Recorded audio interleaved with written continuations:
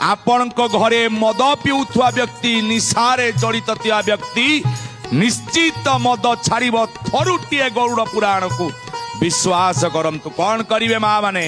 ପତ୍ନୀଟିଏ ଚାହିଁଲେ ତା ପୁରୁଷକୁ ସେ ଉଦ୍ଧାର କରିପାରିବ କେମିତି ନା ନିଅନ୍ତୁ 1 କପ୍ କଞ୍ଚା କ୍ଷୀରରେ ଚିନି ମିଶାନ୍ତୁ। ଶୁକ୍ଳ ପକ୍ଷର କୌଣସି ଶନିବାରକୁ ଆପଣ ବାଛନ୍ତୁ। ଏଇ କ୍ଷୀର ଚିନି ମିଶା କ୍ଷୀର ନେଇ ପାଖରେ ଖୋଜନ୍ତୁ ଜାମୁ ଗଛ। ସେଇ ଜାମୁ ଗଛ ମୂଳରେ ଆପଣଙ୍କ ହାତରେ ହାତେ ଗାତ ଖୋଳନ୍ତୁ। ଆଉ ଯୋଉ ବ୍ୟକ୍ତିଟା ମଦ ପିଉଛି ତା ନାଁ ନେଇକିନି ସେ କ୍ଷୀରକୁ ଢାଳି ଦିଅନ୍ତୁ। ଆଉ ଏତିକି କୁହନ୍ତୁ ସେ ଗଛ ପାଖରେ, ହେ ବୃକ୍ଷରାଜ, ମୋ ସ୍ୱାମୀ ଆପଣଙ୍କୁ ଲାଗିଲେ, ମୋ ପୁଅ ଆପଣଙ୍କୁ ଲାଗିଲା, ଯିଏ ମଦ ପିଉଥିବ ତା ନାଁ ନେଇ କହିବେ ଏବଂ ଦେଖିବେ ତାପରେ କମାଲ କେମିତି ହବ। ଏତିକି କହିକି କ୍ଷୀର ଢାଳି ଦେବେ। ତାପରେ ଶନିବାର ପରେ ପଡ଼ିବ ସୋମବାର।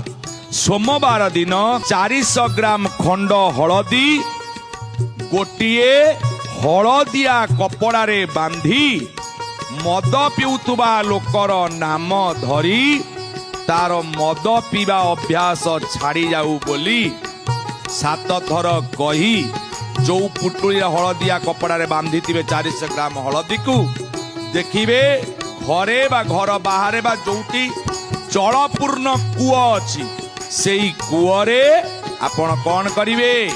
ସେ ପୁଡ଼ିଆଟାକୁ ପକେଇଦେବେ।